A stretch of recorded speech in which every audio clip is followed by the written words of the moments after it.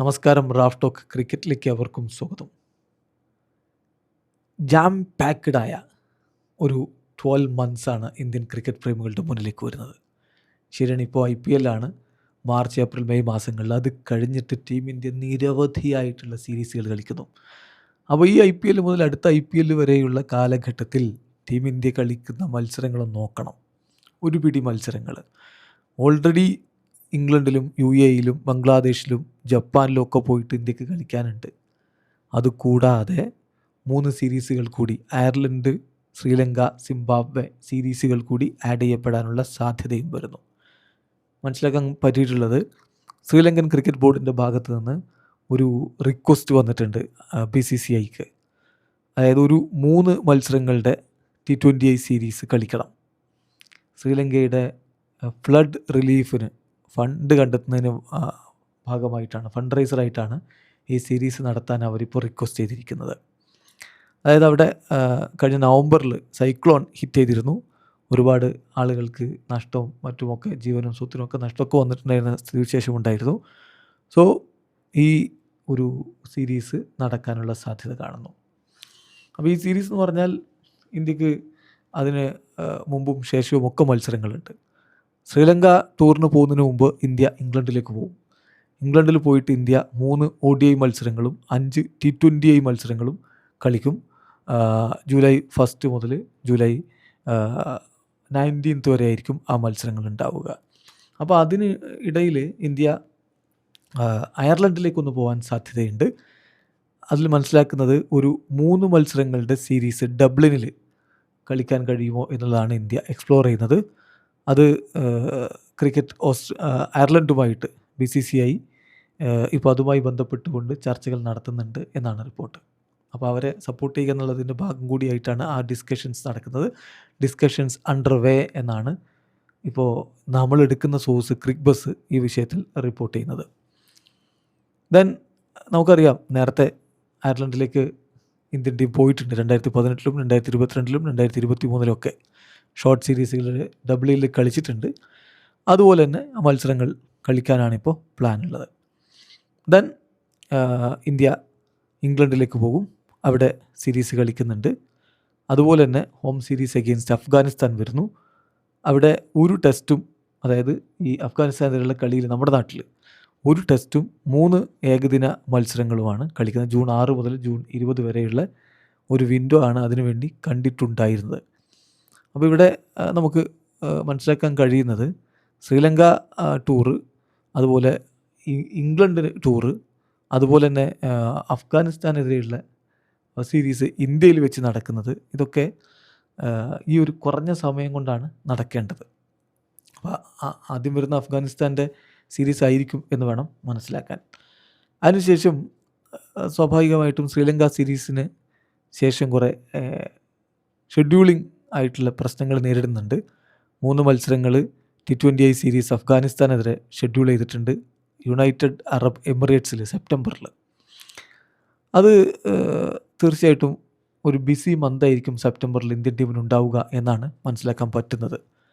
കാരണം ബംഗ്ലാദേശിനെതിരെ 6 white ball games, 3 ഏകദിന മത്സരങ്ങളും 3 T20I മത്സരങ്ങളും ഷെഡ്യൂൾ ചെയ്തിട്ടുണ്ട്. പക്ഷെ അതിന് തീർച്ചയായിട്ടും ഗവൺമെൻറ്റിൻ്റെ ഒരു ക്ലിയറൻസ് ലഭിക്കേണ്ടതുണ്ട്.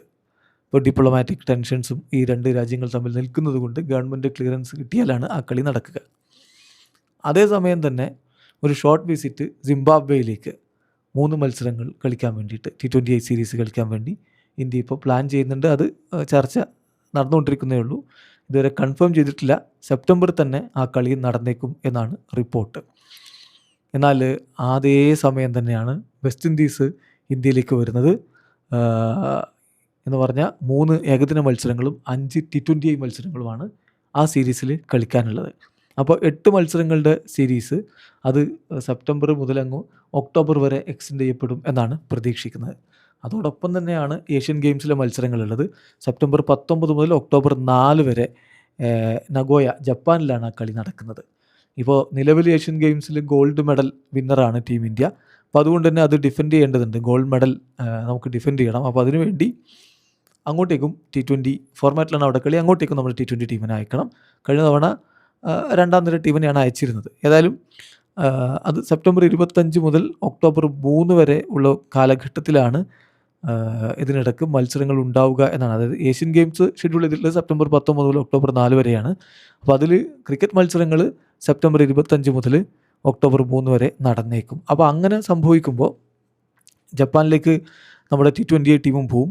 ODI ടീം വെസ്റ്റ് ഇൻഡീസിനെതിരെ നേരിടുന്നു. സൈമൾട്ടേനിയസ്ലി കളികൾ നടക്കാനുള്ള സാധ്യതയാണ് അവിടെയുള്ളത്.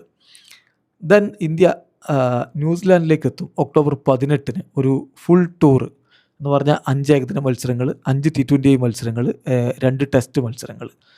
അപ്പോൾ ന്യൂസിലാൻഡ് ക്രിക്കറ്റുമായിട്ട് ബന്ധപ്പെട്ട് ഒരു പിടി മത്സരങ്ങൾ അവിടെ ഒരുമിച്ച് കളിക്കുന്നുണ്ട്.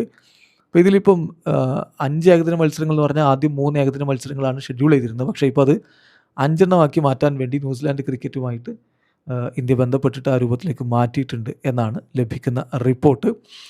അപ്പോൾ 2 ടെസ്റ്റ് മത്സരങ്ങളുടെ പിന്നാലെ 10 വൈറ്റ് ബോൾ മാച്ചസാണ് അവിടെ നടക്കാനുള്ളത്. ഒരു പിടി മത്സരങ്ങൾ എന്ന് പറഞ്ഞതാണ്. അതിനുശേഷം ഇന്ത്യ നാട്ടിലേക്ക് ന്യൂസിലാൻഡിൽ നിന്ന് മടങ്ങി വന്നു. ഡിസംബർ ഫസ്റ്റ് വീക്കിൽ മടങ്ങി എത്തിക്കഴിഞ്ഞാൽ ദെൻ 3 ODI മത്സരങ്ങളും 3 T20 മത്സരങ്ങളും ശ്രീലങ്കയ്ക്കെതിരെ കളിക്കാനുണ്ട്. അത് കഴിഞ്ഞിട്ട് പിന്നെ ബോർഡർ ഗവാസ്കർ ട്രോഫി ഇന്ത്യയിൽ ജനുവരി ഫെബ്രുവരി മാസങ്ങളിൽ 2027 ജനുവരി ഫെബ്രുവരി മാസങ്ങളിൽ നടക്കും. അത് കഴിഞ്ഞാൽ പിന്നെ മാർച്ച് മുതൽ ഇന്ത്യൻ പ്രീമിയർ ലീഗ് വീണ്ടും നടക്കും. അപ്പോൾ ഇതാണ് ജാം പാക്ക്ഡ് ആയിട്ടുള്ള ഒരു 12 മാസമാണ് നമ്മുടെ മുന്നിലേക്ക് വരുന്നത്. ഈ ഒരു ഓർഡർ നമ്മൾ പറഞ്ഞാൽ അഫ്ഗാനെതിരെ 3 ODIയും ഒരു ടെസ്റ്റും കളിച്ചുകൊണ്ടായിരിക്കും IPLന് ശേഷമുള്ള നമ്മുടെ കാര്യങ്ങൾ ആരംഭിക്കുക. അതിനുശേഷം അയർലൻഡ് സീരീസ് അത് വർക്ക് ഇൻ പ്രോഗ്രസ് ആണ്, ഫൈനൽ തീരുമാനം വന്നിട്ടില്ല. പിന്നെ 3 ODI മത്സരങ്ങളും 5 T20 മത്സരങ്ങളും ഇംഗ്ലണ്ടിനെതിരെ കളിക്കും. 3 T20 മത്സരങ്ങളും 2 ടെസ്റ്റ് മത്സരങ്ങളും ശ്രീലങ്കയ്ക്കെതിരെ കളിക്കും. 3 ODI മത്സരങ്ങളും 3 T20 മത്സരങ്ങളും ബംഗ്ലാദേശിനെതിരെ കളിക്കും. പക്ഷെ അതിന് ഗവൺമെൻറ് ക്ലിയറൻസ് ഇനിയും കിട്ടേണ്ടതുണ്ട്. പിന്നെ 3 T20 മത്സരങ്ങൾ അഫ്ഗാനിസ്ഥാനെതിരെ UAEയിൽ പോയിട്ട് കളിക്കും. പിന്നെ T20 സിംബാബ്വെ സീരീസ് അതും വർക്ക് ഇൻ പ്രോഗ്രസ് ആണ്. 3 മത്സരങ്ങളാണ് അത് കൺഫേംഡ് ആവുകയാണെങ്കിൽ ഉണ്ടാവുക. പിന്നെ വെസ്റ്റ് ഇൻഡീസിനെതിരെ 3 ODI മത്സരങ്ങളും 5 T20 മത്സരങ്ങളും. പിന്നെ ഏഷ്യൻ ഗെയിംസ് കളിക്കണം. പിന്നെ 5 ODI മത്സരങ്ങളും 5 T20 മത്സരങ്ങളും 2 ടെസ്റ്റ് മത്സരങ്ങളും ന്യൂസിലാൻഡിനെതിരെ കളിക്കണം. പിന്നെ 3 ODI മത്സരങ്ങളും 3 T20 മത്സരങ്ങളും ശ്രീലങ്കയ്ക്കെതിരെ കളിക്കണം.